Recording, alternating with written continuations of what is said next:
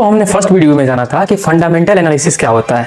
तो दोस्तों मैं ये सीरीज चला रहा हूँ stock market zero to advance तक का। तो ये सेकेंड वीडियो है मेरा और आइए देखते हैं इसमें टेक्निकल एनालिसिस होता क्या है। आइए एक एक करके समझते हैं। टेक्निकल एनालिसिस देखिए, टेक्निकल एनालिसिस एक तरीका है जिससे हम प्राइस और वॉल्यूम को देखकर स्टॉक के फ्यूचर मोमेंट का अंदाजा लगाते हैं। जैसे अगर आप टेक्निकल एनालिसिस का यूज करते हो तो आप स्टॉक्स को जान सकते हो कि फ्यूचर में बढ़ेगा या घटेगा, जो भी चीजें क्या वॉल्यूम्स इसमें आएंगी, इंक्रीज होंगी, सारी चीजें आप जान जाओगे। पास्ट प्राइस एक्शन ही फ्यूचर का इशारा करता है। जो पिछले प्राइस एक्शन होते हैं उन्हीं को आप देख के समझ पाते हो कि आगे मार्केट में क्या होने वाला है। टेक्निकल एनालिसिस करते हो तो आपको 3 टूल्स की जरूरत पड़ेगी। कौन कौन से टूल्स के नाम है मैं आपको बताता हूँ। जैसे चार्ट पैटर्न्स, जैसे head and shoulder, double top, ये चार्ट पैटर्न्स हैं। इसमें head and shoulders, double top, bottom कई सारे होते हैं, आपको देखना पड़ेगा, उसको एक एक करके आपको जानना पड़ेगा। सेकंड देखिए इंडिकेटर्स, जैसे RSI, MACD, सब इंडिकेटर्स होते हैं, इसको आप चार्ट पे यूज करते हो। सपोर्ट एंड रेजिस्टेंस, देखिए जैसे यहाँ पे मैंने सपोर्ट एंड रेजिस्टेंस बताया कि ये लेवल सपोर्ट का और ये रेजिस्टेंस का है। जैसे रेजिस्टेंस को ब्रेक करता है तो स्टॉक हो चाहे मार्केट हो वो ऊपर जाता है, और सपोर्ट को ब्रेक करता है यानी वो नीचे जाता है। तो हम सपोर्ट एंड रेजिस्टेंस एक समझ पाते हैं, उसका कैलकुलेटेड सब चीजें समझ पाते हैं चार्ट का कि ऊपर जाएगा कि नीचे जाएगा। मार्केट में जो चार्ट होता है वो कैंडल से ही चलते हैं, जैसे कि green candle, red candle, 2 candle होंगे, आपको दिख भी रहे हैं, रेड और ग्रीन। तो अब देखे हैं bull candle, green candle bull होता है तो वो ओपन होता है, और बियर आता है तो रेड कैंडल, ठीक है। तो बुल कैंडल अब यहाँ पे देखें तो यहाँ पे देखिए ओपन हुआ है और यहाँ पे क्लोज हुआ है। यहाँ पे हाई गया और यहाँ पे लो गया, जो इसको वीक कहते हैं। तो यहाँ पे क्लोजिंग किया वीक को, तो ये लो है और वहां पे हाई बना है, ठीक है। ऐसे ही सेम इसमें भी है। तो रेड कैंडल बियरिश को दिखाएगा और बुलिश को ग्रीन कैंडल दिखाता है।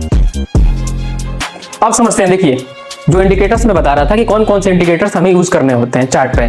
तो देखिए RSI, ओवरबॉट और ओवरसोल्ड। RSI का आप इस्तेमाल करेंगे तो इंडिकेटर्स इसमें आपको दिखाएगा कि कहाँ पे ओवरबॉट हुआ है, कहाँ पे ओवरसोल्ड हुआ है, ये सारी चीजें आपको बताता है। MACD ट्रेंड चेंज दिखाता है, आपको बताता है कि ट्रेंड में कहाँ पे चेंजेस आ रही हैं। तो एक इंडिकेटर से फार्मूला से हमें बता देता है कि मार्केट में आगे होने क्या वाला है। पर जरूरी नहीं कि इंडिकेटर्स हर चीज सही बता रहे, कई सारी चीजों को आपको लेके चलना पड़ता है। तो देखिए उसके बाद एक और है मूविंग एवरेज, ट्रेंड का डायरेक्शन बताते हैं। आप मूविंग एवरेज लगाओगे तो चार्ट पे लग जाता है, तो बताता है कि ट्रेंड किस दिशा में जा रही है। तो उसके लिए हम मूविंग एवरेज का यूज करते हैं। देखिए चार्ट पैटर्न्स होते हैं क्या, जैसे डबल टॉप आगे मैं बताया था, देखिए गिरावट का संकेत देता है। जैसे यहाँ पे देखिए डबल टॉप बॉटम बना है, यहाँ पे दोनों, यहाँ से देखिए मार्केट नीचे की तरफ गिरा है, तो ये डबल टॉप है।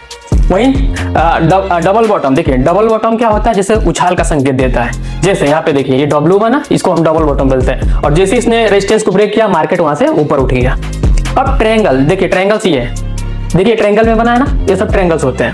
इसमें क्या है, ब्रेकआउट और ब्रेकडाउन को देखते हैं। इस ट्रायंगल में देखिए ब्रेकआउट हुआ है, यानी रेजिस्टेंस को ब्रेक किया, यानी ऊपर की तरफ मार्केट भगेगा, और ब्रेकआउट में देखिए नीचे की तरफ आया है। यहाँ पे देखिए बोनस में क्या है कि आप जब भी ट्रेडिंग कर रहे हो, स्टॉक्स में कर रहे हो, FNO में कर रहे हो, क्रिप्टो फॉरेक्स में कर रहे हो, आपको स्टॉप लॉस जरूर लगाना है, ताकि आपका जो कैलकुलेटेड रिस्क रहे वो कम रहे और प्रॉफिट आप ज्यादा ले पाओ, ठीक है। रिस्क रिवार्ड रेशियो मेंटेन रहे। अगर आप स्टॉप लॉस का यूज नहीं करोगे तो आपका जितना भी कैपिटल है आपका एक ही दिन में खत्म हो जाएगा। तो ये चीजें, और ट्रेंड के साथ ट्रेड करो।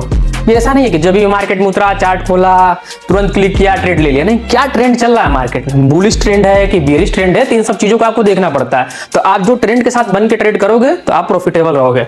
उसके बाद इंडिकेटर्स को मिक्स करके यूज करो। जो भी इंडिकेटर्स हैं एक ही पे डिपेंड मत रहो, कई सारे लगाओ, कौन कहां पे काम कर रहा है सबको मिक्स करके यूज करो, ताकि तुम्हें स्टॉक्स ट्रेड लेने में आसानी हो, ठीक है। अब आगे, जैसे ये पहले वीडियो में मैंने फंडामेंटल एनालिसिस को क्लियर किया था, इसमें टेक्निकल एनालिसिस को क्लियर कर दिया। अब एक एक करके सब कुछ डिटेल में मैं बताऊंगा।